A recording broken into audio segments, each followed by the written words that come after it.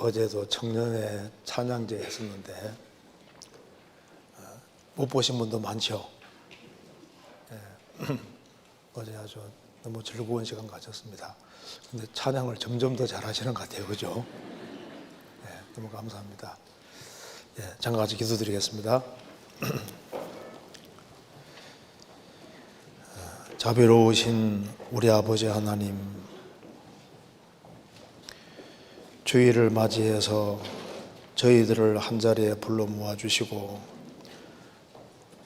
주님께 찬송하며 또 주의 거룩한 말씀을 배우며 또 교훈받게 해주신 것을 감사합니다. 이 시간 주 성령께서 함께 해주시고 하나님의 말씀으로 우리 영혼을 환하게 비춰주시고 저희들로 하여금 주님을 더욱 알 수 있도록 마음속에 역사해 주옵소서. 저희들의 마음을 일깨워 주시고 주님께서 맡기신 일을 잘 감당할 수 있도록 도와주옵소서. 가정마다 주님이 지켜주시고 또 병중에 있는 모든 분들을 주님이 일일이 함께 해주시고 건강을 회복시켜 주시고 주님의 영광을 위해 살 수 있도록 더욱 길을 열어 주옵소서. 오늘 이 말씀이 우리 마음속에 교훈이 될 수 있도록 역사해 주시고 또 마음속에 여러 가지 궁금한 의문들이 해결되는 시간 되도록 도와주시옵소서. 우리 구주 예수 그리스도 이름으로 기도하옵나이다. 아멘. 성경 욥기 38장 찾겠습니다. 욥기 38장 1절입니다.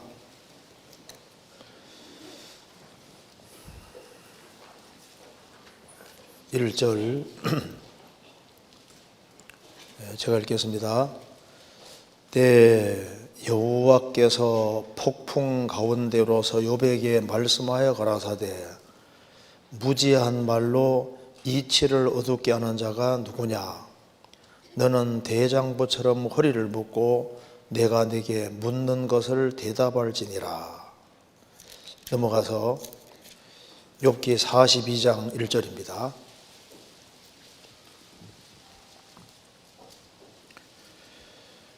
욥이 여호와께 대답하여 가로되 주께서는 무소불능하시오며 무슨 경영이든지 못 이루실 것이 없는 줄 아오니 무지한 말로 이치를 가리우는 자가 누구니이까?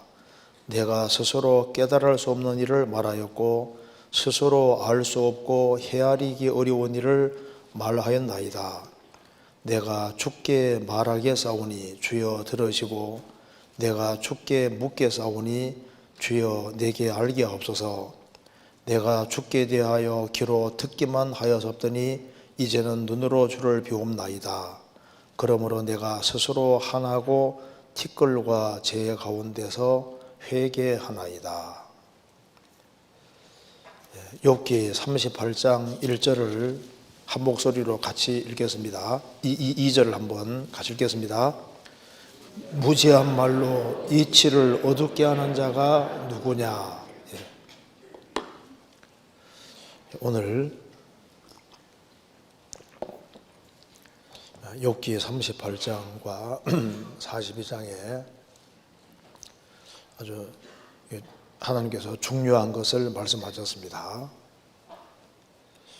하나님이 욥에게 나타나셔서 무지한 말로 이치를 어둡게 하는 자가 누구냐 이렇게 말씀하시면서 하나님께서 너는 이런 것을 저런 것을 아느냐고 쭉 말씀하시고 너 이런 거 저런 거 할 수 있느냐고 말씀을 하셨습니다. 하나님의 답변을 듣고 난 이후에 욥은 무지한 말로 이치를 가리우는 자가 누구니까 이렇게 답을 하면서 회개하는 내용이 기록이 되어 있습니다. 여기서 우리가 좀 주목해야 될 말씀이 2절에 무지한 말로 이치를 가리우는 자가 누구냐? 이걸 누구에게 한 말이냐 하면은 하나님이 욥을 향해서 직접 하신 말씀입니다. 욥이 얼마나 지혜로운 사람이에요. 그 당대에 사실은 하나님을 섬기는 데 있어서 최고입니다. 그리고 하나님에 대한 지식에 있어서도 최고인 그 사람에게 하나님께서 무지한 말로 이치를 가리우는 자가 누구냐? 너가 무지한 말로 이치를 가렸다고 말씀하신 거니까 이 굉장히 충격적인 말씀입니다. 우리에게 아주 굉장히 두려운 말이 아닐 수 없습니다. 하나님이 욥에게 나타나셔서 지금 책망하는 말씀입니다. 너가 무지한 말로, 쉽게 말해서 무식한 말로 이치를 어둡게 했다. 이렇게 말씀하셨으니까 욥도 하나님 앞에 책망을 받았다면은 우리 같은 사람은 얼마나 더 큰 책망을 받겠습니까? 이걸 보면은 우리가 우리의 언행에 굉장히 조심해야 된다는 걸 알 수 있습니다. 우리가 하나님에 대해서 아는 것은 너무나도 적은 겁니다. 욥도 이제 새 친구가 충동을 하니까 하나님에 대해서 너만 아냐 나도 안다고 하면서 하나님에 대해서 많은 이야기를 말했는데 하나님께서 말씀하시기를 그 속에 무식한 말이 있다 그 말입니다. 무지한 말이 있다는 겁니다. 그리고 이치를 어둡게 한 것이 있다는 것을 말씀하는 겁니다. 우리가 일상 대화 중에도 하나님에 대해서 이야기를 하고 어떤 주변 것을 얘기할 때 그 무지한 말, 이 무식한 말인 경우가 많이 있을 수 있는 거예요. 여기 무지한 말로 이치를 어둡게 하는 자가 누구냐? 이게 이치란 말이 나와 있는데 제가 히브리에 찾아보니까 히브리에 예차라고 해요. 예차. 이치란 말이 뭐 여러 가지 말로 쓰이고 있는데 이치란 말을 요게 가장 그 합당한 말을 다른 구절 한번 찾아보겠습니다. 시편 33편입니다. 시편 33편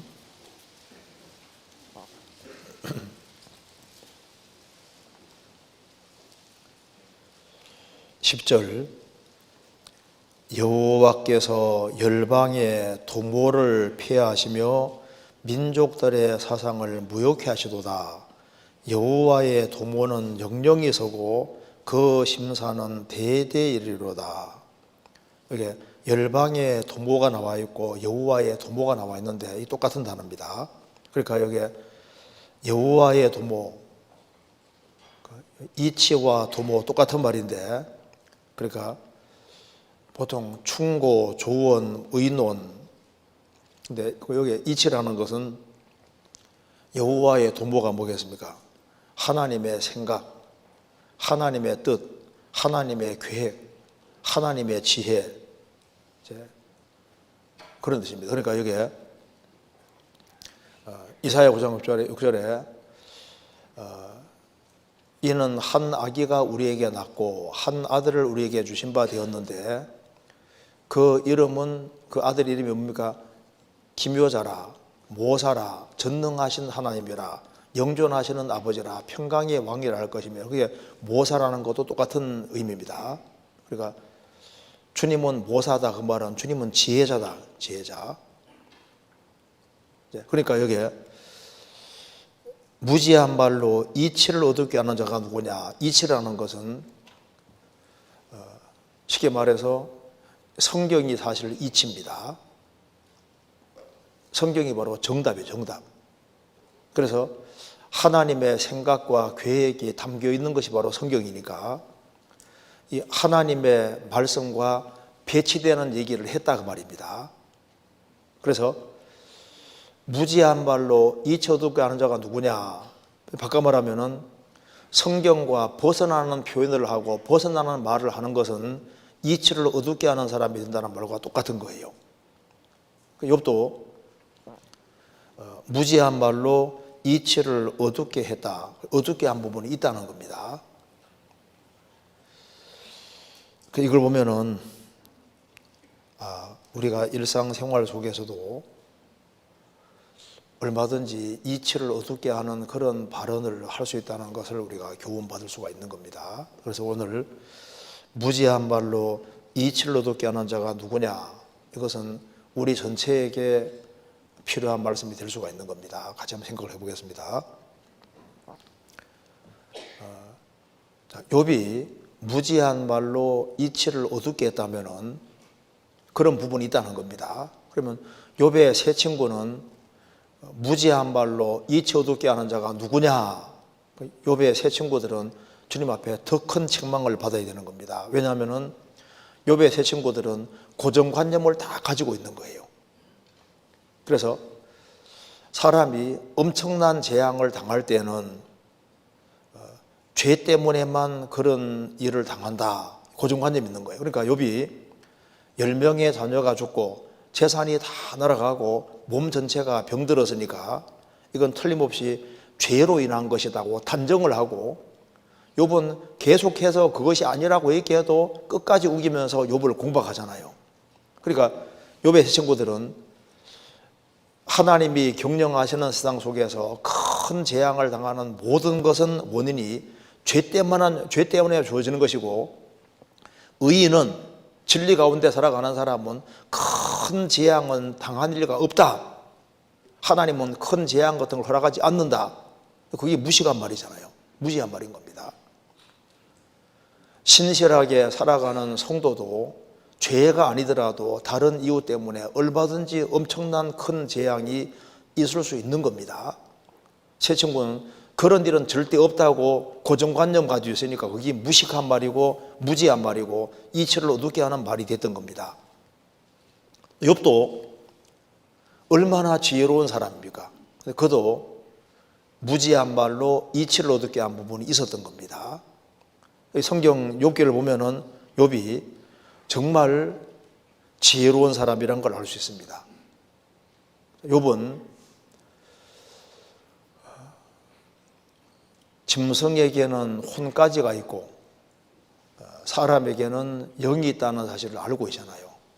어떤 사람은 짐승도 영이 있다. 어디 있냐? 그러니까 전도서 3장에 나와 있다. 그렇게 말하는 사람이 있는데 좀 잠깐 찾아봅시다. 여기에 욥기 12장 보세요. 12장, 욥이 한 말입니다. 12장 10절에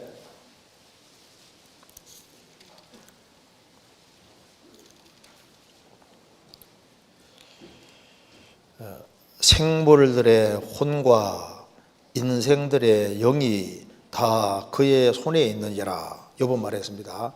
생물들의 혼과 인생들의 영이 다 그의 손에 있느니라. 그러니까 생물들은 혼까지 있고 인생들은 영이 있다고 말을 하고 있잖아요. 간장 앞에 보겠습니다. 10장 12절에 욥이 또 말합니다. 생명과 은혜를 내게 주시고 곤과 힘으로 내 영을 지키셨나이다.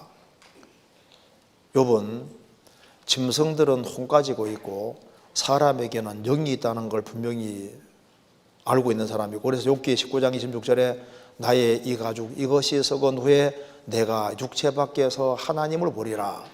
욥은 영혼이 있다는 사실을 확실하게 알고 있는 사람입니다. 이렇게 말하면 그 사람 짐승도 영이 있습니다. 어디요? 성경 여기에 나와 있다는 겁니다. 찾아보시겠습니다. 전도서 3장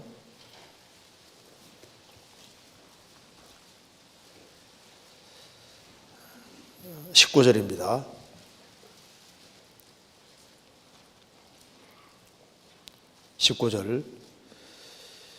인생에게 임하는 일이 짐승에게도 임하나니 이 둘에게 임하는 일이 일반이라. 다 동일한 호흡이 있어서 이에 죽음같이 저도 죽으니 사람이 짐승보다 뛰어남이 없으면 모든 것이 헛됨이로다. 다 흙으로 말미암았으므로 다 흙으로 돌아가나니 다 한 곳으로 가거니와 인생의 혼은 위로 올라가고 짐승의 혼은 아래고 땅으로 내려가는 줄을 누가 알랴. 여기 1번 밑에 뭐라 했습니까? 히브리 말로 영이라고 되어 있죠.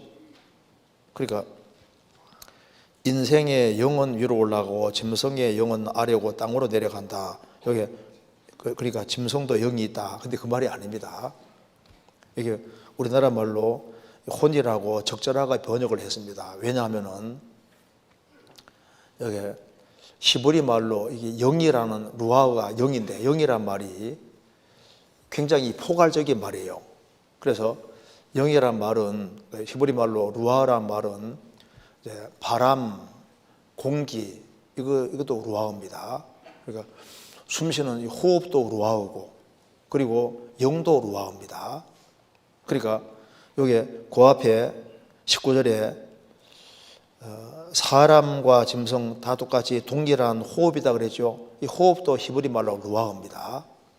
그래서 이제 이게 루아이기 때문에 이게 가장 정확히 번역하자면은 인생의 루아는 위로 올라가고 즉 인생의 영은 위로 올라가고 짐승의 루아어, 짐승의 호흡은 죽으면 다 꺼져버리고 없어진다 그 말입니다.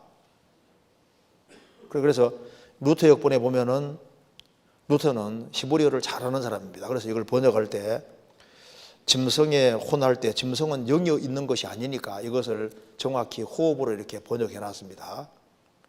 일본어 성경에도 신개역 2017년 판에 보면은 나눠 달아놓고 이것을 호흡이라고 이렇게 번역을 해 놨습니다.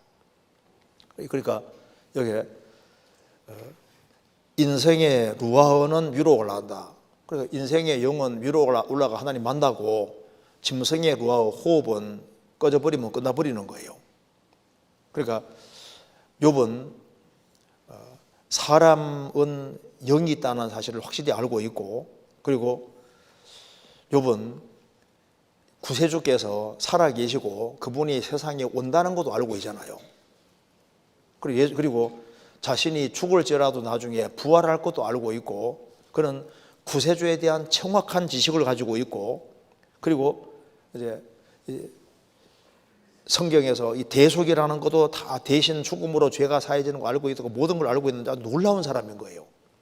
그리고 그가 하나님에 대해서 얼마나 많은 걸 알고 있습니까? 그런데 이렇게 똑똑한 욥을 향해 주님께서 무지한 말로 이치를 얻게 했다. 도대체 욥이 무슨 말을 했길래 무식한 말을 했다고 하냐 그 말입니다. 어떤 말을 했기 때문에 이치를 얻게 하는 말이었을까요? 자, 여기 엘리후가 먼저 욥과 세 친구 변론을 쫙 듣고 난 이후에 엘리후는 세 친구의 잘못도 알고 있었고 욥의 잘못 발언한 것도 정확히 알고 있는 사람입니다. 그리고 하나님께서도 똑같이 말씀하셨습니다. 보시겠습니다. 욥기 33장 엘리후는 옳게 지적을 했습니다. 욥이 이치를 얻게 한 말이 바로 이 말입니다. 욥기 33장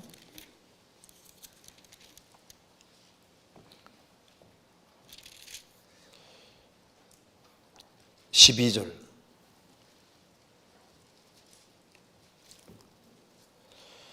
내가 네게 대답하리라 이 말에 내가 의롭지 못하니 하나님은 사람보다 크심이니라. 여기 무슨 말인지 오늘 앞에서부터 알 수 있습니다. 8절 내가 엘리후가 말합니다. 욥 내가 실로 나의 듣는 데서 말하였고 나는 내 말소리를 들었느니라. 이르기를 나는 깨끗하여 죄가 없고 흠불이 없으며 불의도 없거늘 하나님이 나를 칠 틈을 찾으시며 나를 대적으로 이기사 내 발을 착고에 채우시고 나의 모든 길을 감시하신다 하였느니라. 내가 네게 말하리라 이 말에 내가 의롭지 못하니 하나님은 사람보다 크심이니라. 엘리후가 말했습니다.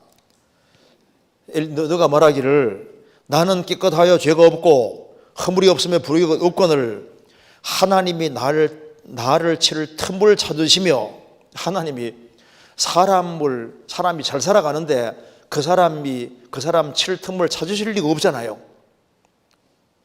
나를 대적으로 여기사 하나님이 신앙생활을 바르게 잘하는 사람을 대적으로 여기실 리가 없습니다.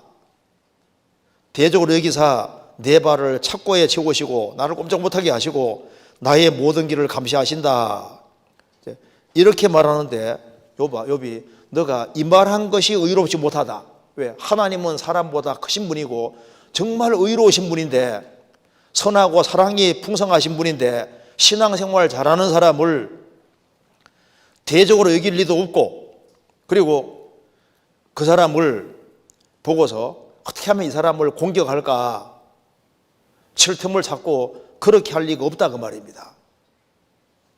그래서 너는 욥에게 말하면 너는 하나님의 불의가 좀 있는 쪽으로 지금 말하는 것이 아니냐 이렇게 책망하고 있는 겁니다. 그것이 옳지 않다는 겁니다. 욥기 34장 5절입니다. 또 이어서 말합니다. 5절에 욥이 말하기를 내가 의로우나 하나님이 내 의를 제하셨고 내가 정직하나 거짓말장이가 되었고 나는 허물이 없으나 내 상처가 낫지 못하게 되었노라 하니 어느 사람이 욥과 같으랴. 욥이 회방하기를 물마시다며 악한 일을 하는 자들과 사귀며 죄인과 함께 다니면서 이르기를 사람이 하나님을 기뻐하나 무익하다 하는구나. 욥의 내용 들어보면 네가 하는 얘기는 결국 이 얘기가 아니냐. 사람이 하나님을 기뻐하나 무익하다. 내가 하나님 섬겨서 득본 게 뭐냐. 네 얘기는 결국 이 얘기가 아니냐 이 말입니다. 그런 뉘앙스로 말했다는 겁니다. 34장 17절 16절입니다. 이도 엘리후가 또 욥에게 하는 말입니다. 17절 공의를 미워하는 자시면 어찌 치리하시겠느냐. 의롭고 전능하신 자를 내가 정죄하겠느냐. 욥 너가 하는 발언은 하나님이 조금 문제가 있는 것처럼 그리고 하나님에게 뭔가 조금이라도 잘못이 있는 것처럼 그런 뉘앙스를 풍긴 것이 그건 하나님을 너가 정죄하는 것이다 그 말입니다. 공의를 미워하는 자시면 어찌 치리하시겠느냐. 의롭고 전능하신 자를 내가 정죄하겠느냐. 그리고 여기 35장 보겠습니다. 1절 엘리후가 말을 이어 가로되 내가 이것을 합리하게 여기느냐. 내 생각에 내가 하나님보다 의롭다 하여 이르기를 유익이 무엇인고 범죄한 것보다 내게 이익이 무엇인고 하는구나.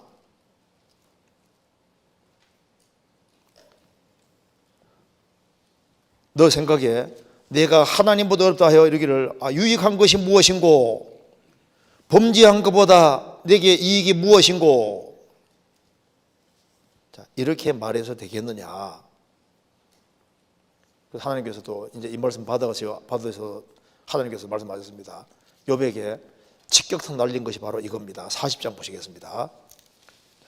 하나님께서 이렇게 지적하신 것이 이겁니다. 40장 6절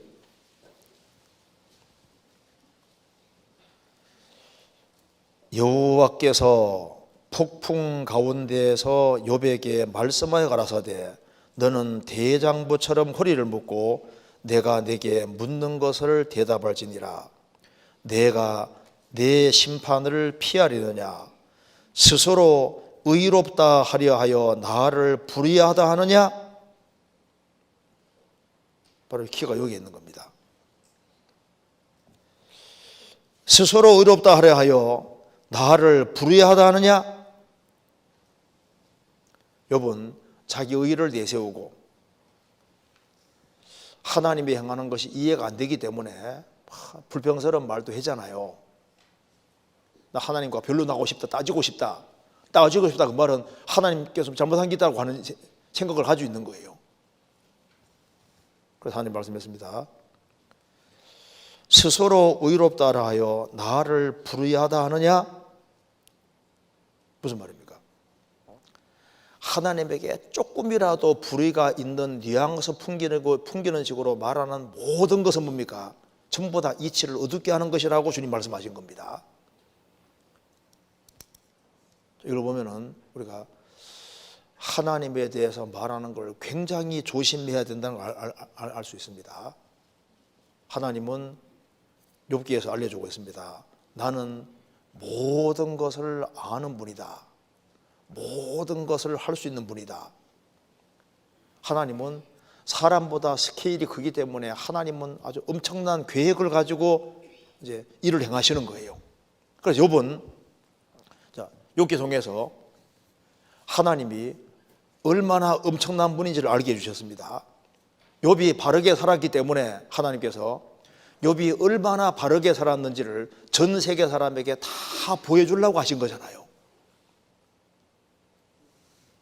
그래서 이 욥이 이렇게 훌륭하게 살았구나. 그리고 전 세계에 모범이 되게 해주셨습니다.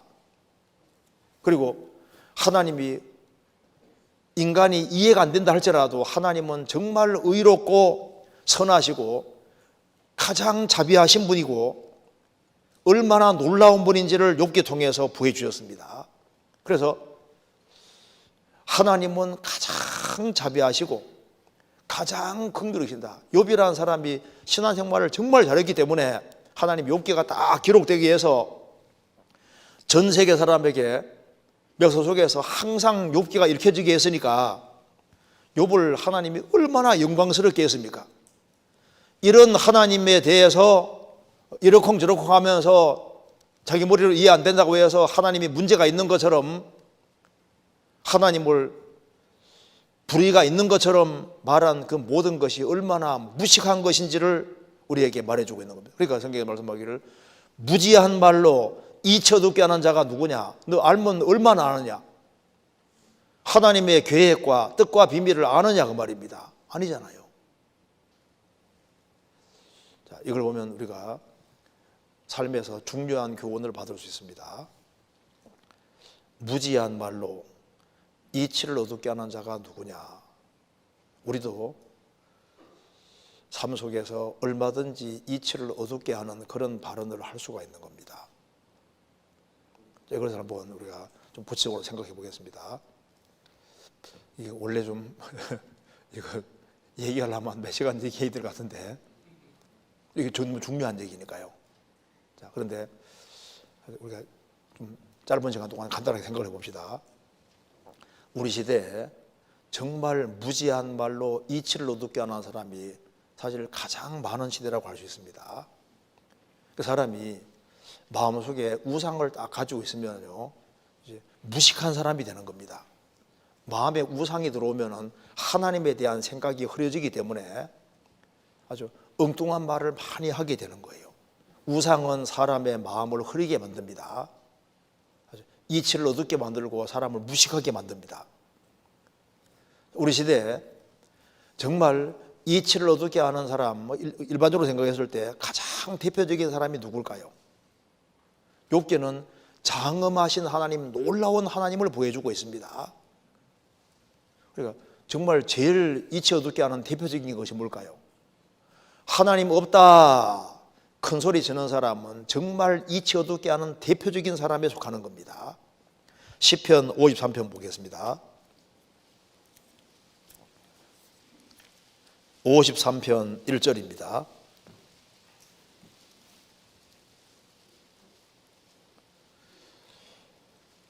1절 어리석은 자는 그 마음에 이르기를 하나님이 없다 하도다. 저희는 부패하며 가증한 악을 행하며 선을 행하는 자가 없도다. 마음에 이르기를 하나님 없다 하는 사람은 어리석고 무식한 사람이다. 무식의 극치가 뭡니까? 하나님 없다 그렇게 말하는 사람이에요. 마음이 부패할수록 가증한 악을 행할수록 선을 행하지 아니할수록 하나님 없다 그렇게 말하는 겁니다. 그러니까 무지한 말로 이치 어둡게 하는 자가 누구냐? 정말 이치를 어둡게 하고 몰라도 너무 모르는 가장 대표적인 사람이 누굽니까? 하나님 없다. 하나님 없다고 큰 소리 친 사람 중에 뭐 여러 사람이지만 그 중에 하나가 사르트르. 하나님 없는 인생을 살았습니다. 그는 하나님을 내팽개친 사람인데 그가 죽기 전에 죽음의 공포에 두려워 떨면서 그 병원에서 그렇게 소리 지르고 괴성 지르고, 왜냐하면 하나님을 잃어버렸으니까. 아무 죽음 건너가려고 하니까 이게 정말 무서운데 아무것도 짚고 건너갈 지팡이가 없는 거예요. 그 옛날에 하나님을 많이 조롱했던 볼테르도 미국에 건너가서 무신론 선전하라고 가다가 배가 파손돼서 죽게 되니까 하나님 살려주시오 했거든요. 근데 구적적으로 구조가 됐어요. 구조되고 난 다음에 이제 미국에서도 하나님부터 큰 소리 쳤는데 신문에 나오기를 볼테르는 바다 속에서는 유실론자, 육지에 나와서는 무신론자. 그 아이젠하워가 대통령 된 사람이잖아요. 그래서 노르망디 상륙 작전 성공해서 이제 2차 대전 승리로 이끌게 되는데 그래서 아이젠하워가 얘기한 중에 전쟁 참호 속에 무신론자는 없다. 전쟁 참호 속에 무신론자 없다는 말이 맞습니다. 그래서 아이젠하워가 얘기한 거죠. 읽어드리겠습니다. 이전의 군인으로서 나는 우리 전쟁 베테랑들이 우리의 일상의 삶에서 하나님 의식하는 것이 커지는 것을 저는 기뻐한다. 전쟁에서 그들은 전쟁의 참호 속에서 무신론자가 없다는 위대한 진리를 배웠다. 그러니까 이제 전쟁이 되니까 하나같이 사람들이 뭐가 되면 유신론자가 되고 신을 찾더라 그 말입니다. 전쟁 참호 속에서는 무신론자가 없더라. 그래서 사람이 정말 위기 가운데 빠지면은 신 찾는 마음이 울러오도록 되어 있는 거예요. 하나님 없다. 그 정말 무식한 사람들입니다. 그리고 이 사물을 보면서 이 정확한 법칙과 절차 보면서 진화됐다. 그게 어리석은 사람입니다. 이치 어둡게. 우리 시대에 정말 이치를 어둡게 하는 대표적인 사람이 누굽니까? 진화론자들입니다. 그래서 여기 2000년에 이제 여기 게놈 연구의 기초를 완성한 프랜시스 콜린스 박사가 원래 무신론자였지만은 유전자 DNA 연구하는 중에 신앙인으로 바뀌었습니다. 그 아데닌, 구아닌, 시토신, 티민 4개 조합으로 해서 이 생명체가 이루어진 걸 보고서 그걸 보면서 이거는 틀림없이 절대자가 설계했다. 그래서 진화론자가 철저하게, 무신론자가 철저하게 신앙인으로 바뀌어버렸습니다. 진화됐다. 정말 어리석은 사람이잖아요. 정말 이 우주 만물을 딱 보면서도 저절로 생겼다. 정말 이치를 어둡게 하는 사람입니다. 그리고 하나님 형상대로 지음받은 인간이 육체가 죽으면 그만이다. 이 금세가 전부다. 그렇게 생각하는 사람들도 이치를 어둡게 하는 사람입니다. 사람은 영원을 위해 지음받았습니다. 하나님은 사랑이시기 때문에 인간은 하나님 형상으로서 사랑 먹고 살도록 만들어져 있습니다. 사랑하는 사람은 영원히 같이 살기를 원합니다. 사랑하는 가족이 있으면 몇 년 같이 살기 원합니까?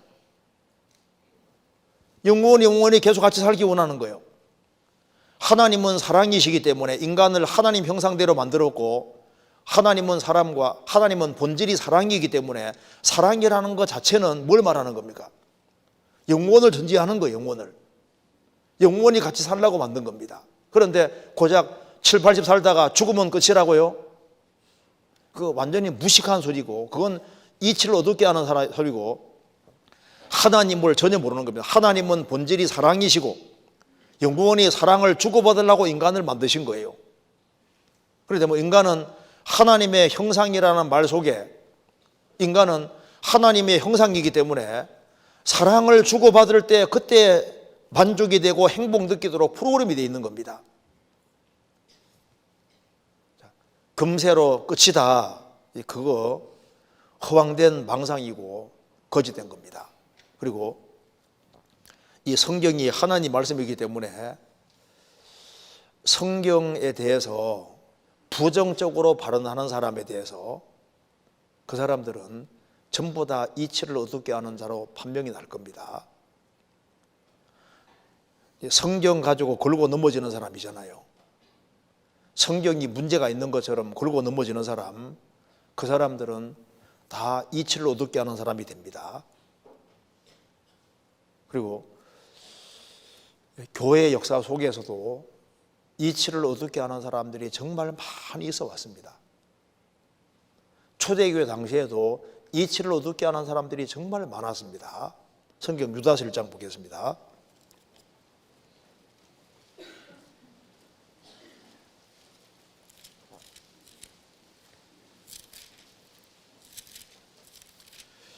유다서 1장 3절입니다.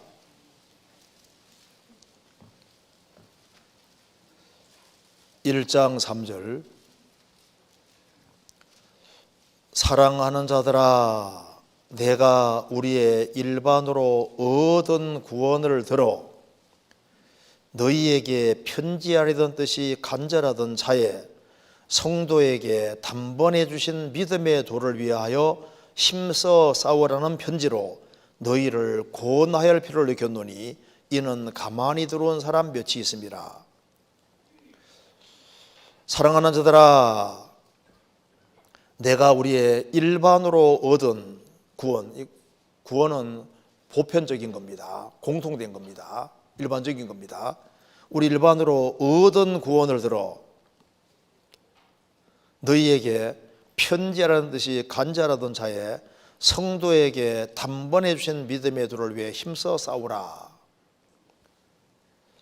성도에게 단번에 주신 믿음의 도, 이 말이 사실입니다. 예수님은 십자가에 죽으심으로 단번으로 죄값을 다 지불하셨고, 단번으로 영원한 숙제를 주셨고, 단번으로 모든 걸 완성하셨기 때문에 주님이 완성하신 선물을 받아들여서 구원받는 것도 단번입니다.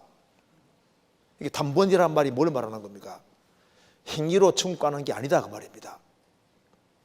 그래서 주님 편에서 구원을 완성하셨고, 그건 인간은 그걸 받아들여서 당장 천국 가게 되는 거니까, 십자가에 배 주고 가던 강도도 당장 구원받고 천국 가잖아요.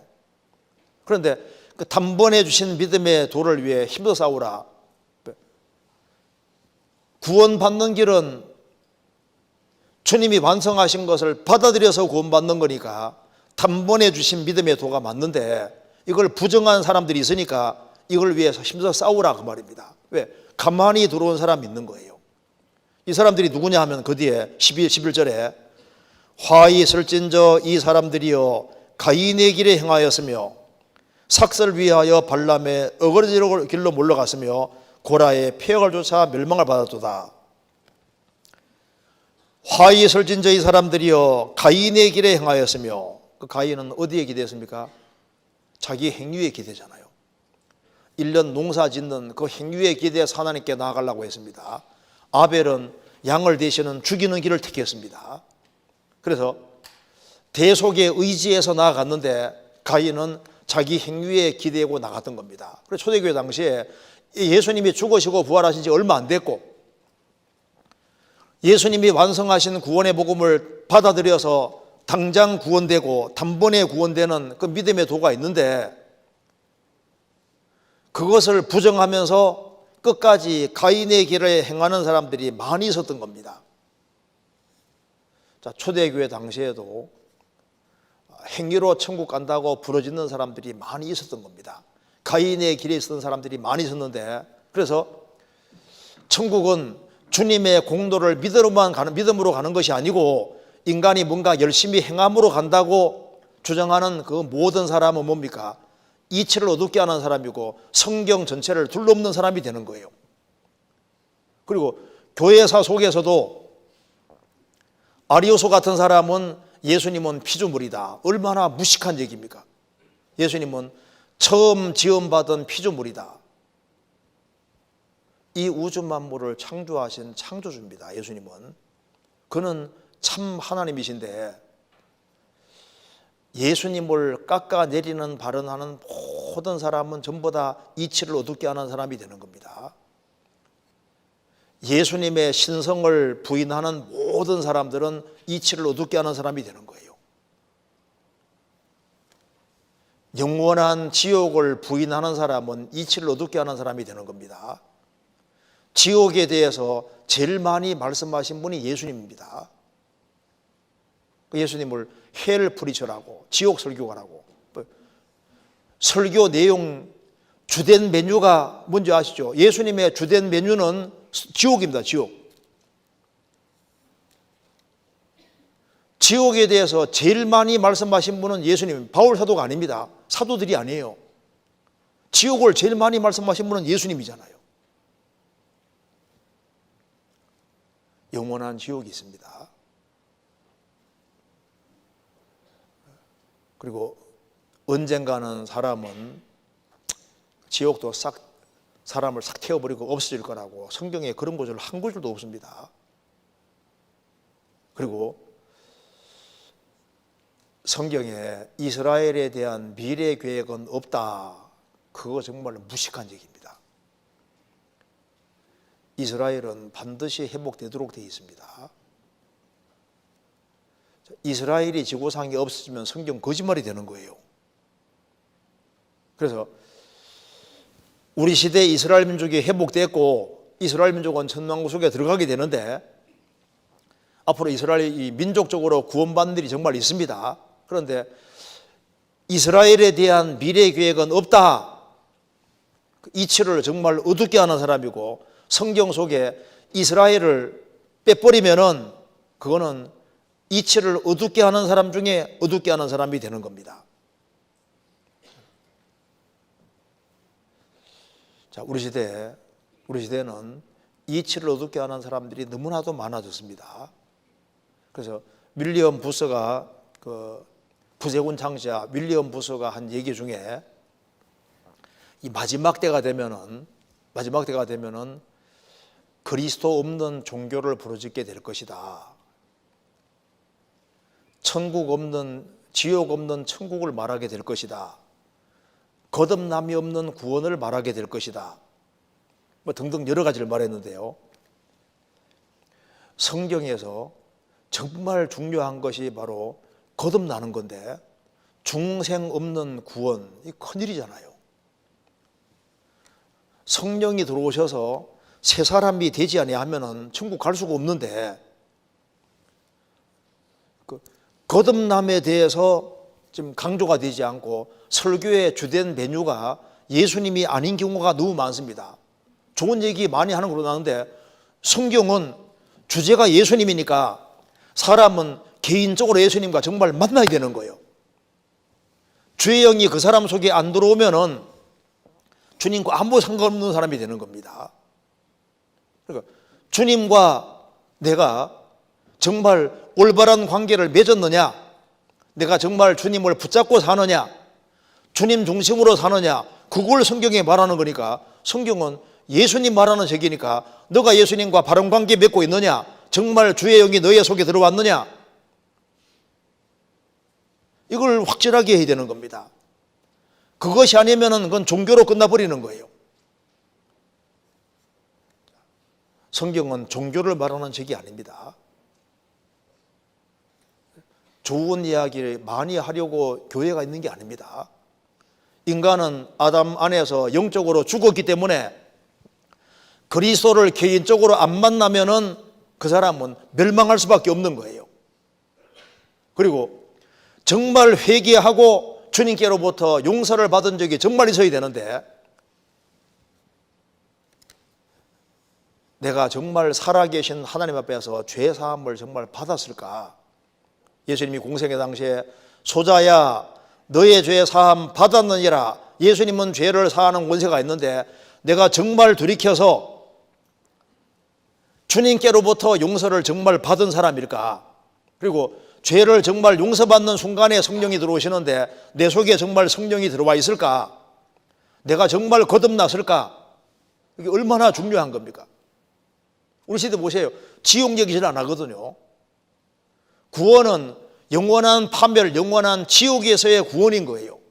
그리고 영원한 지옥이 없다면 우리가 뭐하러 전도하겠습니까? 성경에 분명히 거듭나는 일이 있습니다. 그리고 거듭 안 나도 천국 갈 거라고 그렇게 말하면 그건 무식한 소리인 거예요. 반드시 좁은 문을 통과하고 좁은 길을 걸어가야 되는 겁니다. 좁은 문 통과하는 일이 정말 있는 거예요. 그리고 구원받은 사람은 성경에 분명히 적다고 말씀했습니다. 내가 정말 적은 무리 속에 들어있는지 그거 확실해야 됩니다. 누가복음 13장 22절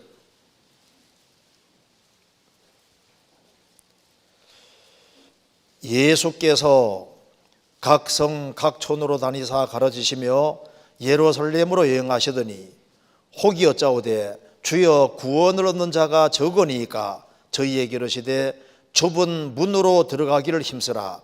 내가 너희에게로 오노니 들어가기를 구하여도 못하는 자가 많으리라. 주여 구원 얻는 자가 적으니까 예수님께서 좁은 문으로 들어가기를 힘쓰라. 내가 너희에게로 오니 들어가기를 구하여도 못하는 자가 많으리라. 들어가기를 구해도 못하는 자가 많으니까 좁은 문으로 들어가기 힘쓰라. 정말 구원을 받으라 그 말입니다. 그리고 구원을 정말 확실히 받았으면은 그 사람은 자기가 최고 행복자라는 거 알 수 있습니다. 구원을 확실히 받았고 문 통과했고 거듭났고 내가 하나님 자녀가 됐고 천국이 내 소유가 된 것이 확실하다면은 인생 보상은 충분하지 않습니까? 내가 욕을 얻어 먹어도 천국 가게 됐는데 하나님 아들이 됐는데 이게 얼마나 큰 거냐 그 말입니다. 구원을 받은 사람이 아이고 내 센세야 하면서 그게 합당한 모습이 아닙니다. 항상 기뻐하라. 구원을 확실히 받은 사람은 항상 기뻐하라는 그 말씀이 무슨 말인지 알 수가 있는 겁니다.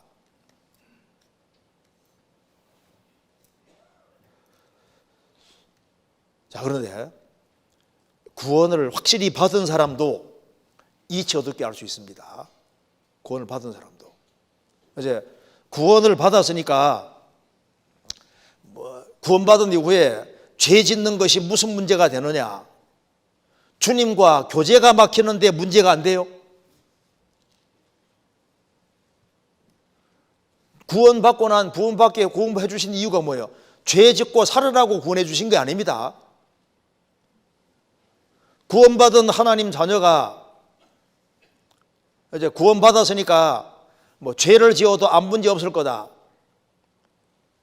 하나님 자녀가 된 사람이 하나님 아버지와 사귀었는데 죄 가운데 살아가면은 사귐이 되냐 그 말입니다.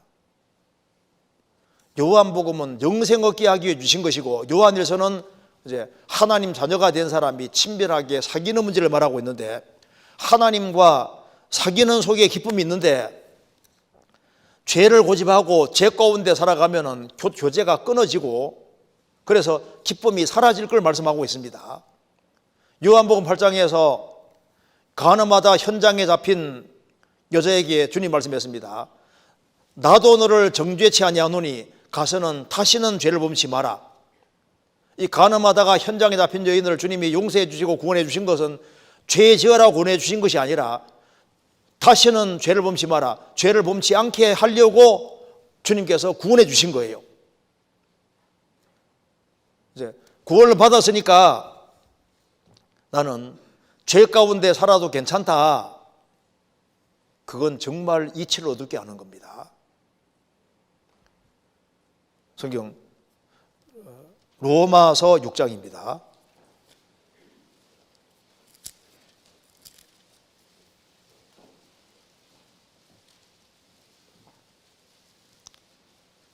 1절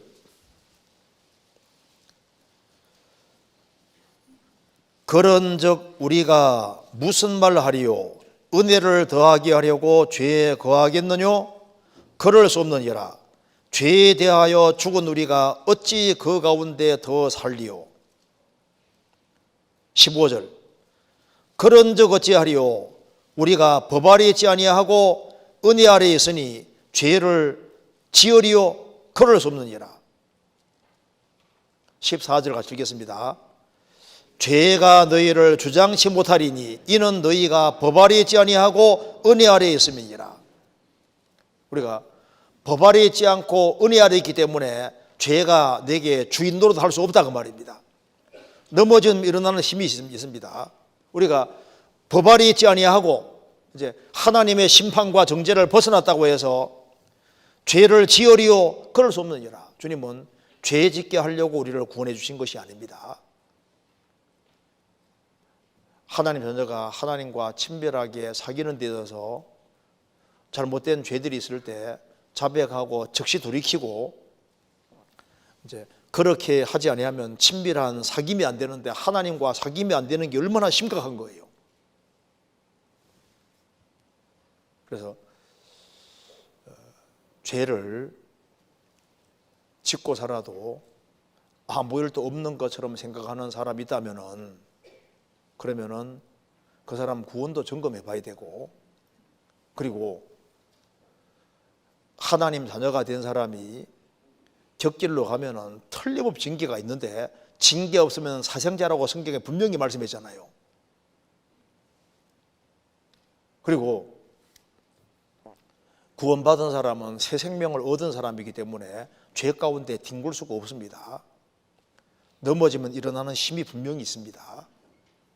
그래서 자기 편한 대로 멋대로 살아가면서 나는 구원을 받았을 거다. 정말 구원을 받았을까?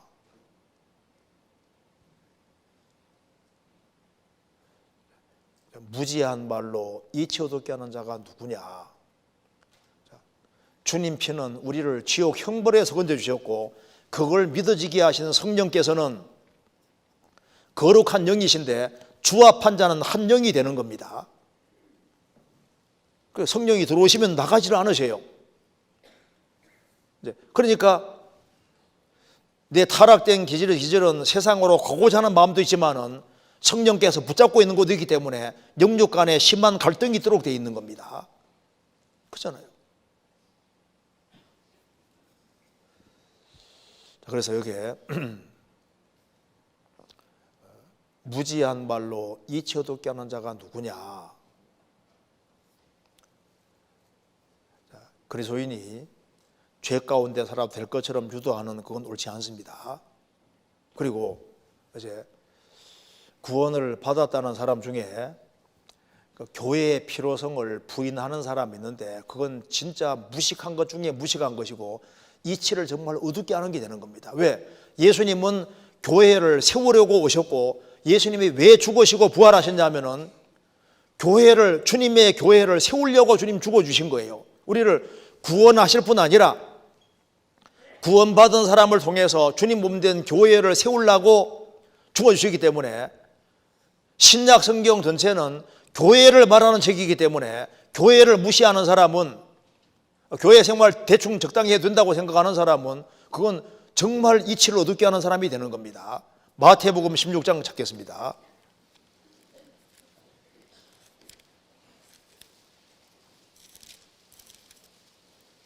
(16장)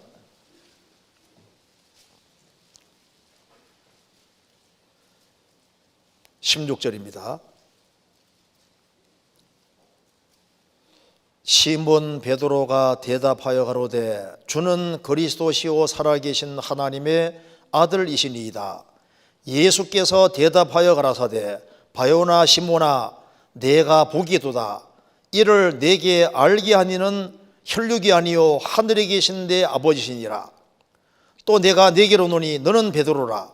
내가 이 반석 위에 내 교회를 세우리니 음부의 권세가 이기지 못하리라. 베드로는 성령의 도우심으로 예수님이 그리스도라는 걸 확실히 깨달았습니다. 예수님 말씀했습니다. 너는 베드로라. 내가 이 페트라, 이 반석 위에, 이 반석은 예수님입니다.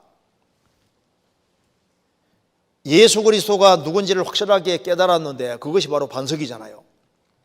그 예수 그리스도라는 반석 위에 내 교회를 세우리니 음부의 권세가 이기지 못하리라. 내가 내 교회를 세울 것이다. 사도행전은 오순절에 성령이 강림함으로 어떻게 교회가 형성되는지를 쫙 보여주고, 로마서부터 요한계시록까지는 전부 다 교회에게 주신 편지입니다.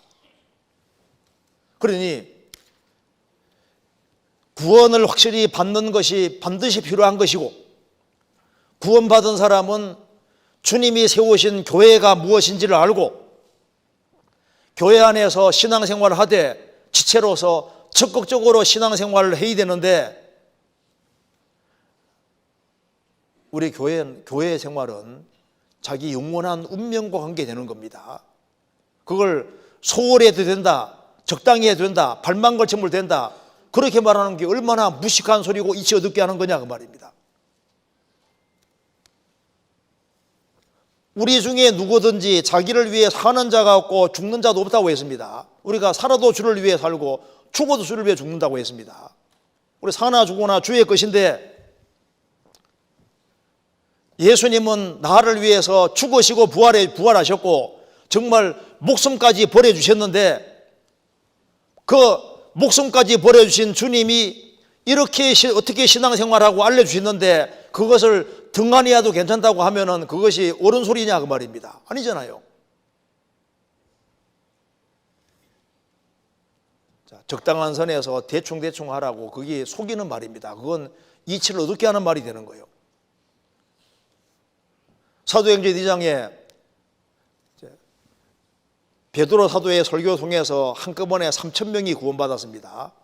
그들은 사도의 가르침을 받고, 말씀입니다, 가르침 받고, 그리고 같이 교제하고 기도하고, 그렇게 해서 날마다 구원받은 사람을 더하게 하셨습니다. 그래서 신앙의 수레바퀴, 말씀, 기도, 교제, 전도, 이것이 우리 신앙생활의 수레바퀴가 되지 않습니까?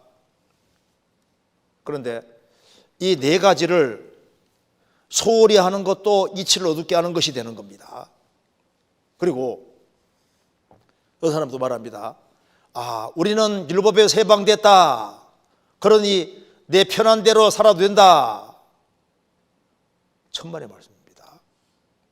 우리가 구원받을 때 율법에서 해방된 것은 사실이지만 해방되는 즉시 그리스도의 법 아래 들어가 있습니다. 고린도전서 9장에 보면은 바울 사도가 내가 율법 아래 있지 않다, 맞죠? 하나님은 심판자고 나는 죄인인데 예수님 십자가 통해서 영원한 형벌에서 벗어났으니까 율법에서 해방된 것은 맞는데, 해방되는 즉시 그리스도 율법 아래 들어갔다고 했잖아요. 구원받은 즉시 새로운 관계 속에 들어갔습니다. 하나님은 내 아버지고 나는 아버지 아들이 됐고, 아버지 아들이라는 관계 속에 들어갔고, 주님은 신랑이고 나는 신부라는 관계 속에 들어갔습니다. 주님은 내 인생의 주인이 됐고 나는 종이 됐으니까 주인과 종 관계라는 새로운 관계 속에 들어갔어요. 새로운 법 아래 들어갔습니다. 이건 사랑의 법입니다. 우리가 법 아래 들어가 있느냐? 법 아래 들어가 있습니다. 그래서 우리가 하나님 아들로서 어떻게 생을 살아야 될지, 그리스도의 신부로서 어떻게 행할 것인지, 주님을 주인으로 어떻게 섬겨야 될 것인지, 그걸 계속적으로 배워야 되는 겁니다. 율법에서는 해방됐지만은 우리는 그리스도의 법 아래에 들어가 있는 사람인 겁니다. 그리고 이제 중요한 게 겁니다. 내가 하나님 아들 됐으면은, 이 그리스도인이 됐다는 것은 굉장한 책임이 있는 거예요. 책임이. 나 통해서 30명, 60명, 100명 더 많은 사람을 구원하려는 주님 계획이 있는 겁니다. 내가 구원받고 1년, 2년, 3년, 4년 세월이 흘러가면서 그만큼 책임이라는 게 있습니다. 나이가 들어갈수록 책임이 더 따르잖아요. 내가 불신자로 있다가 성도가 됐으면 그만큼 책임이 있습니다. 책임이. 그래서 성도에게 책임이 없다, 그것도 이치를 어둡게 하는 게 되는 겁니다. 지옥 가는 영혼이 있는데 아니 뭐 구원받은 사람 밖에진 내 주변 사람하고 나와 무슨 관계가 있느냐? 관계가 있습니다. 가인이 아벨을 쳐 죽이고 말했습니다. 너의 아벨이 어디 있느냐? 내가 아우를 지키는 자니까. 왜 관계가 없습니까? 관계가 있잖아요. 그래서 제가 가끔 이런 얘기 합니다. 인간이, 하나님은 제로고 인간이 모든 걸 다 해야 된다, 인본주의잖아요. 주님이 다 해주시고 나는 가만히 있어도 된다. 주님은 50% 하고 나도 50% 해야 된다. 주님은 90% 나는 10% 하면 된다. 주님은 30% 나는 70%다. 어느 게 맞습니까? 성경 그렇게 말하지 않습니다. 주님이 100% 다 하시고 나도 내 쪽에서 할 수 있는 한 최선을 다하는 걸 성경이 원하는 거예요. 주님 100% 나도 100%입니다. 무슨 말이냐면은 구원은 해주시는데 인간은 믿어야 되잖아요. 믿을 때 구원이 이루어지는 거라고.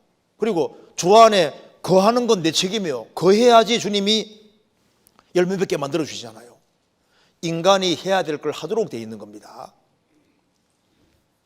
인간이 할 수 있는 건 하게 항상 시키셔요. 그래서 나사로가 죽었을 때 돌문이 막혀 있습니다. 예수님이 돌문을 열어라 인간에게 시켰습니다. 나사로야 나오너라 주님이 하셨잖아요. 풀어놔 다니게 하라 그건 사람에게 시켰습니다. 자, 우리가 해야 될 역할이 분명히 있습니다. 그래서 땅에서 매이면 하늘에서 매이는 거예요. 땅에서 풀리면 하늘에서 풀립니다. 그래서 인간의 역할이 있느냐, 역할이 없느냐 있습니다. 있어요. 여기 잠언 24장 찾겠습니다.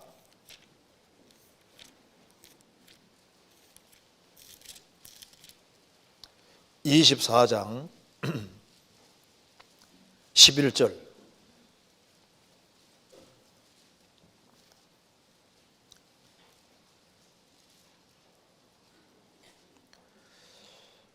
너는 사망으로 끌려가는 자를 건져주며 살육을 당하게 된 자를 구원하지 아니치 말라. 내가 말하기를 나는 그것을 알지 못하노라 할지라도 마음을 저울질라 하시는 네가 어찌 통찰하지 못하시겠으며 내 영혼을 지키시는 네가 어찌 알지 못하시겠느냐. 그가 각 사람의 행위대로 보응하시리라. 너는 사망으로 끌려가는 자를 건져주라. 살육을 당하게 된 자를 구원치 아니치 말라. 내가 말하기를 나는 그걸 알지 못하였다. 그 왜 내 책임이냐? 마음을 저울질한 자가 어찌 알지 못하시겠느냐. 자, 우리 편에서 해야 될 일이 분명히 있다는 걸 말하고 있습니다.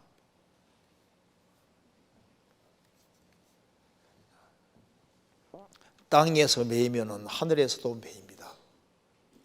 우리가 더 순종하는 길을 택하면 더 많은 사람이 정말 구원받을 수 있는데 내 한 사람이 하늘의 미랄로 죽으면 열매를 정말 많이 맺을 수도 있는 거예요. 하늘의 미랄이 땅에 떨어져 죽지 아니하면 하늘 그대로 있고 죽으면 많은 열매 맺느니라. 우리가 주 안에서 죽으면 말씀 앞에 순종하는 길을 택하면은 많은 사람이 구원받을 수도 있는데 우리가 희생하고 수고하기를 원치 않기 때문에 주변 사람들이 구원받지 못할 때 책임이 없겠습니까? 있는 거예요. 무슨 말이 되죠? 그러니까 인간의 책임성을 약화시키는 모든 것도 이치를 어둡게 하는 것이 될 수 있다는 겁니다. 그리고 대화 중에도 그리스도 심판 때 아무것도 아니야 이런 말 하지 마세요. 그리스도인의 심판 때는 그리스도께서 심판하시는 거니까 그 왜 심각하지 않습니까? 구원받은 사람이 금은 보석으로 집을 짓지 않고 나무나 풀이나 지푸로 집을 때 심판대에 서를 때 다 불타 없어지는데 그게 왜 심각한 것이 아니냐 그 말입니다. 내가 주 안에서 살아가는 삶 자체가 이것이 불타버린다면은 안 되잖아요. 에이, 구원받으면 됐지 상이 무슨 필요가 있냐고 그런 말 하지 마세요. 주님이 상을 얻으라고 말씀하셨고 상이 중요하다고 말씀하셨습니다. 주님 앞에 가서도 그 말은 못할 겁니다. 우리가 신앙생활하는 걸 아주 신중하고 중요하게 생각해야 됩니다. 왜냐하면 이건 살아계신 하나님 앞에서 신앙생활하는 거예요. 그러니까 중요한 거라니까요. 고린도후서 5장 찾겠습니다.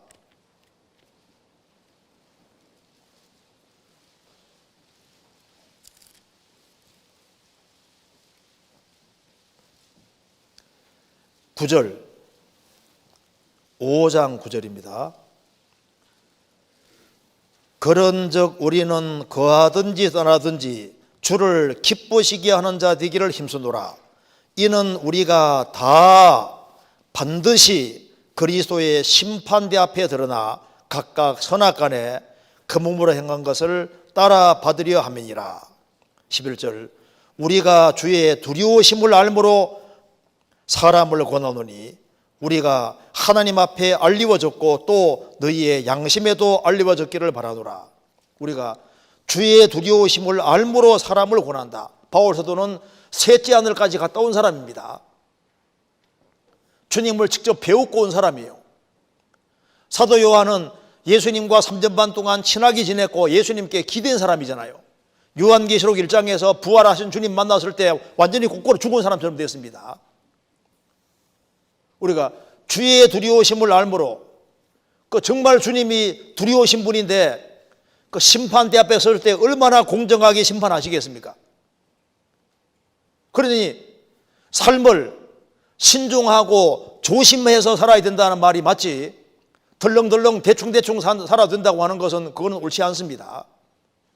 이치를 어둡게 하는 사람이 될 수 있는 거예요.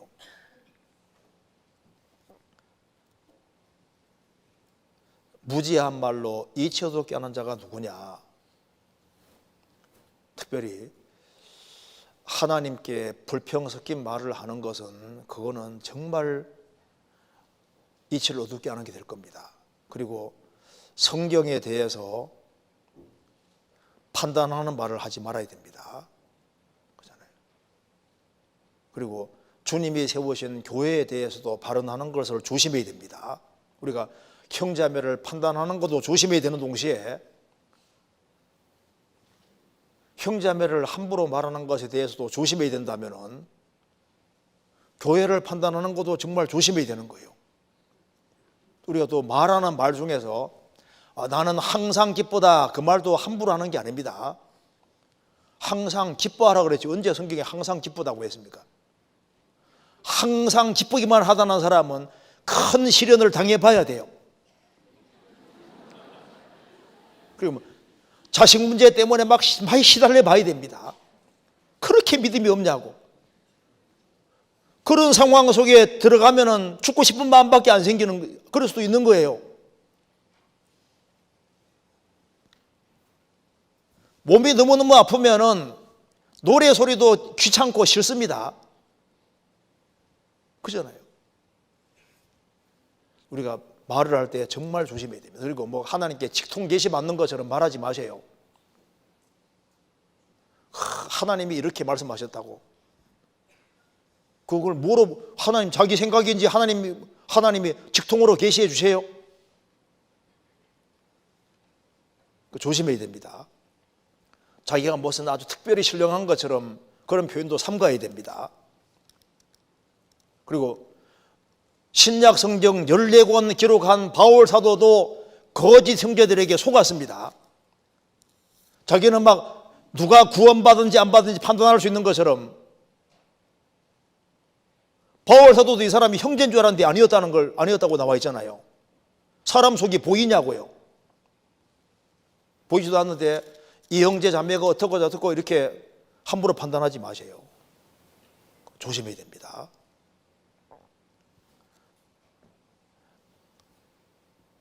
바울 사도도 사람 속이 안 보였습니다. 그래서 우리가 생을 살아가는 가운데 이치를 어둡게 하지 안아야 되는데 그럼 어떻게 해야 되느냐? 우리가 항상 마음속에 새겨둬야 될 것이 있습니다. 하나님이 불의가 있는 것처럼 말하는 것, 그걸 절대적으로 조심해야 되는 겁니다. 성경 보겠습니다. 욥기 40장.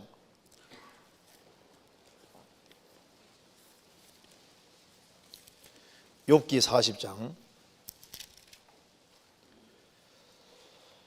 8절.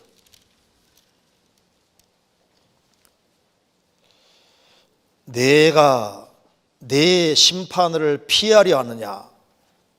스스로 의롭다 하여 나를 불의하다 하느냐? 하나님께서 이게 굉장히 마음에 기분이 좀 안 좋아하시는 것 같아요. 스스로 의롭다 하여, 야, 너가 그렇게 어려우냐? 스스로 의롭다 하여 나를 불의하다 하느냐? 성도에게 어떤 일이 생긴다 할지라도 하나님에게 불의가 조금이라도 있느냐? 하나님은 불의가 없다는 사실을 어떤 경우에도 항상 고수해야 되는 겁니다. 그러니까 엘리후의 입장이 맞는 겁니다. 욥기 34장입니다.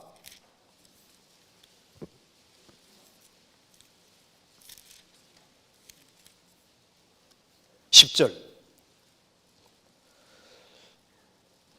그러므로 너희 총명한 자들아 내 말을 들으라. 하나님은 단정코 악을 행치 아니하시며 전능자는 단정코 불의를 행치 아니하시고, 이 입장을 고수해야 되는 겁니다. 이렇게 단정코란 말이 두 번 나와 있죠. 하나님은 단정코 악을 행하지 아니하시고 하나님은 단정코 불의를 행치 아니하신다. 하나님은 항상 의로우시다. 아담이를 인간은 타락돼서 타락된 생각을 많이 하는 겁니다. 구원받은 사람도 허무한 생각이 아직 많아요. 자기 마음으로 이해가 안 된다고 해서 하나님에게 불의한 것처럼, 하나님이 너무하시는 것처럼 이런 생각을 상상도 하면 안 되고, 하나님은 절대적으로 의롭고 하나님은 불의한 것이 없다. 그리고 이해 안 되는 일이 벌어진다 할지라도 하나님은 항상 의롭다. 이 입장을 고수해야 되는 겁니다. 그리고 또 한 가지는, 성경에 기록되어 있는 것은 무엇이든지 옳다.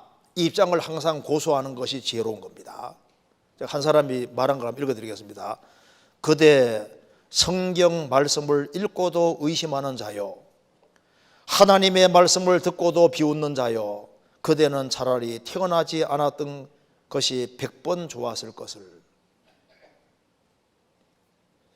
성경을 읽고도 의심하고 하나님 말씀을 비웃는 사람, 그건 하나님을 비웃는 거하고 똑같은 거예요. 그래서 성경에 대해서, 하나님에 대해서 부정적인 발언을 하지 않는 것이 그게 가장 지혜로운 얘기가 될 겁니다. 그리고 어떤 상황이 벌어져도, 욥이 10명의 자녀가 죽고 재산 다 날아갈 때도 주신 자도 하나님이시오 취하신 자도 하나님이시오니 하나님 이름의 영광을 받으시올지라, 입장을 취했을 때 이게 잘한 겁니다.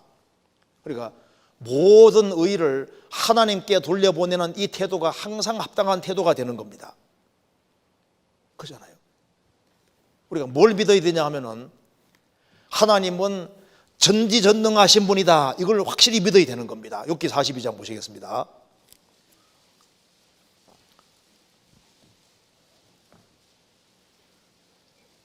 1절.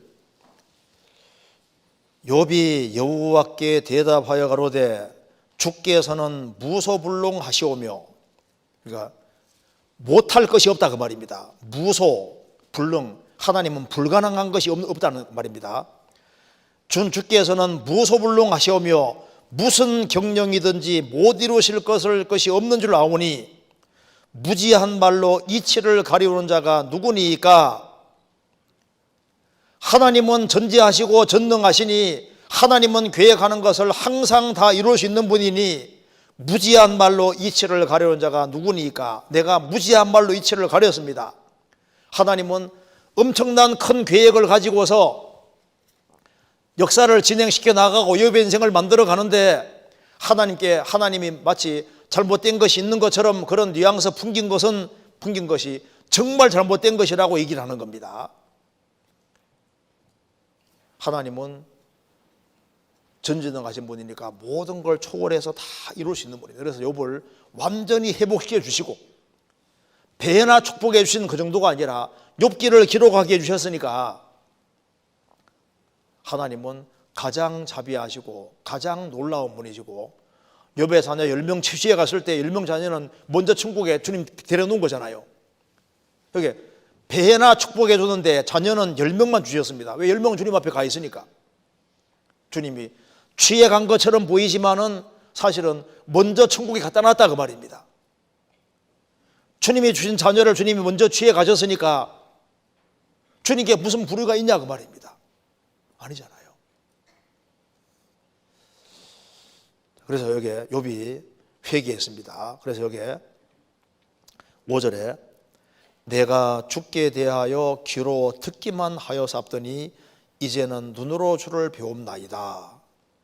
그러므로 내가 스스로 화나고 티끌과 제 가운데서 회개하나이다. 욥도 하나님에 대해서 간접적으로 알았는데 직접 만나 대면해서 주님 말씀을 다 듣는 가운데 간접적인 것이 진짜가 된 겁니다. 그러니까 마음에 응어려진 게 다 풀렸어요. 정말 하나님은 의로우셨구나. 하나님은 정말 자비하신 분이셨구나. 주님은 정말 놀라운 계획 가지시고 단정코 불의를 행치 아니하시고 정말 하나님은 자비하신 분이고 그리고 나를 특별히 생각해서 인생을 이렇게 만드셨구나 하는 걸 확실히 깨우친 겁니다. 귀로만 듣기만 하여사옵더니 눈으로 배움나이다. 자, 간접적인 게 직접적인 게 됐습니다. 그 세상에서 구원받지도 아니한 사람이 구원을 논하는 것은 그건 정말 엉터리입니다. 구원 받아보지도 않은 사람이 구원 논할 수가 없잖아요. 참된 교회가 뭔지도 모르면서 교회가 이러쿵저러쿵 하는 사람은 정말 무식한 사람입니다. 십자가 달려있는 것이 교회냐? 아니잖아요. 그러니까 교회에 연결돼서 정말 참 교회가 뭔지도 모르는 사람이 교회가 이러쿵저러쿵 무식하고 겁니다. 기독교가 무엇인지 그거 알려면 그리스도를 알아야 되는데 그리스도가 누군지 모르고 그리스도와 바른 관계도 맺지 않은 사람이 기독교가 이러쿵저러쿵 논하는 건 무식한 소리잖아요. 진리를 알지니 신뢰가 되를 자유케 하리라 했는데 진리가 뭔지도 깨닫지 못한 사람이 진리 논할 수 있겠습니까? 그거 안 맞잖아요. 그러니까 성경을 제대로 한 번도 안 읽어본 사람이 뭐 성경 이렇고 저렇고, 저도 구원받고 좀 세월이 많이 지났습니다. 성경 봐도 이게 정말 심오하고 놀라운 책인데 성경에 대해서 이러쿵저러쿵 그게 정말 한심한 소리고 정말 무식한 소리를 할 수 있습니다. 우리가 이제 욥기 보면은 우리는 언제든지 무식한 발언을 할 수 있고 성경과 배치되는 발언을 할 수 있는 사람이기 때문에 그때마다 그런 게 지적이 될 때마다 낮은 마음으로 얼른 바꾸는 것이 그게 지혜로운 겁니다. 그렇잖아요. 그래서 여기 우리는 그럼 어떻게 하면은 이치 어둡게 하는 자가 될 수 있을까? 하나님께 대해서 불평하는 것은 결코 옳지 않다는 사실을 알 수 있고, 그리고 어떻게 하면 이치 어둡게 할 수 있냐 하면 방법이 있어요. 일단은 기록된 말씀밖에 넘어가지 말자. 이 태도 취하는 것이 그게 참 지혜로운 겁니다. 그래서 이치 어둡게 하는 길은 간단합니다. 어떻게 하면 됩니까? 마귀 말 들으면 이치가 어두워집니다. 아담 하와가 마귀 말 들어서 이치가 어둡게 된 거예요. 그럼 어떻게 하면 이치가 밝아지느냐? 아주 간단합니다. 주님 말씀에 귀를 기울이면은 주님 말씀은 우리의 이치를 밝혀주는 거예요. 왜냐하면 이치가 사실은 누굽니까? 예수님이 이치잖아요. 성경이 바로 이치입니다. 이치. 그러니까 하나님을 가까이 하고 하나님 말씀을 가까이 하고 예수님을 가까이 하는 사람은 이치가 밝아지도록 되어 있는 거예요. 그래서 이 하나님 말씀 가운데 거하는 사람, 기본에 충실한 사람은 주님께서 이치를 정말 밝혀주실 겁니다. 성경 요한일서 2장 찾겠습니다. 요한일서 2장 24절.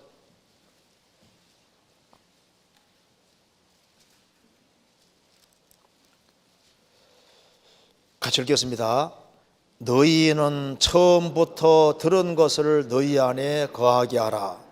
처음부터 들은 것이 너희 안에 거하면 너희가 아들이 안과 아버지 안에 거하리라. 너희는 처음부터 들은 것을 너희 안에 거하게 하라. 처음부터 들은 것이 무엇일까요? 3장 23절입니다. 바로 이겁니다. 그의 계명은 이것이니 곧 그 아들 예수 그리스도의 이름을 믿고 그가 우리에게 주신 계명대로 서로 사랑할 것이니라. 처음부터 들은 것은 믿고 구원받고, 그 다음에 주님이 구원받은 사람이 서로 사랑하라고 말씀하신 것처럼 우리가 뜨겁게 서로 사랑하는, 그게 처음부터 들은 것입니다. 그래서 너희는 처음부터 들은 것을 너희 안에 거하게 하라. 처음부터 들은 것이 너희 안에 거하면 너희가 아들의 안과 아버지 안에 거하리라. 이게 왜 중요하냐면요, 구원받고 서로 사랑하는 무리 가운데 주님 성령께서 역사하시니까 나 서로가 살아났는데 얼굴은 수건에 쌓여있고 수족은 동료에 있는데 산 사람에게 풀어놓아 단일을 하지 않습니까? 그리고 그것처럼 우리가 구원받은 사람이 구원받고 서로 사랑하고 말씀을 배우면 성령께서 역사하셔서 영혼의 눈을 열어주시니까 훨씬 멀리까지 보게 되는 거니까 이치가 밝아지는 거예요. 그리고 수족을 자유롭게 해주니까 이제 알 뿐 아니라 보여줄 뿐 아니라 행동하게 만들어주시는 거니까, 이치가 밝아지는 것은 주님 뜻을 알고 실행하는 그 속에서 이치가 밝아지는 거니까, 이치가 밝아지는 사람은 그걸 가지고 행동으로 옮기게 되는 거니까, 요한복음 11장 말씀하고 똑같은 겁니다. 우리가 처음부터 들은 것을 거하게 하는 사람, 그 사람의 영혼 눈이 계속 말씀 배우니까 영혼 눈이 밝아지고, 그리고 성령께서 역사해 주시니까 수족이 자유로워지니까 봉사하고 전도하고 다 되게 돼 있는 겁니다. 주님을 기뻐하는, 주님이 기뻐하는 일을 할 수 있게 되는 거예요. 우리는 아직까지 이치가 어두운 것이 많습니다.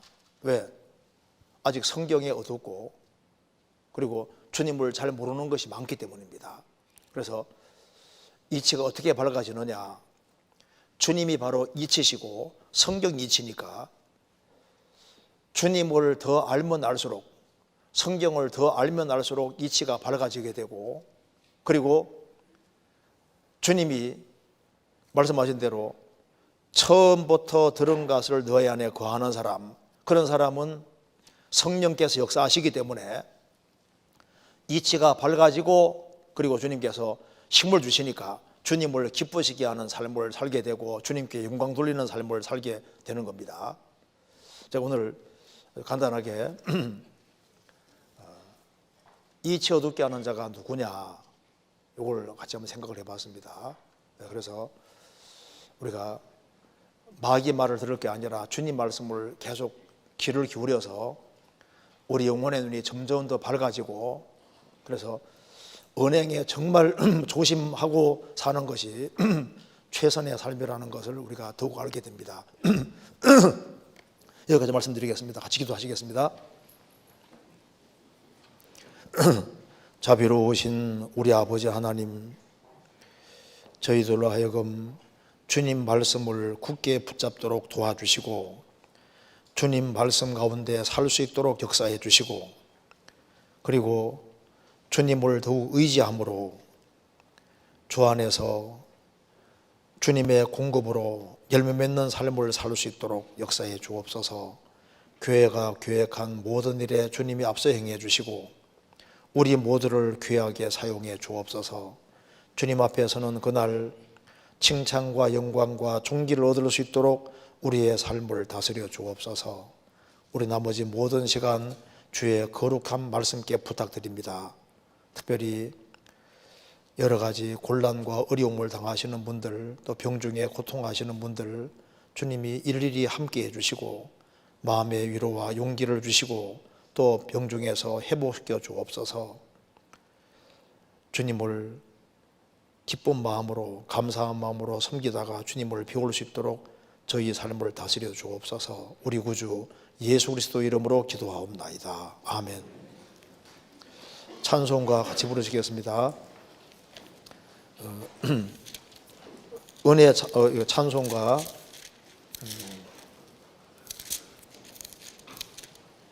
27장입니다.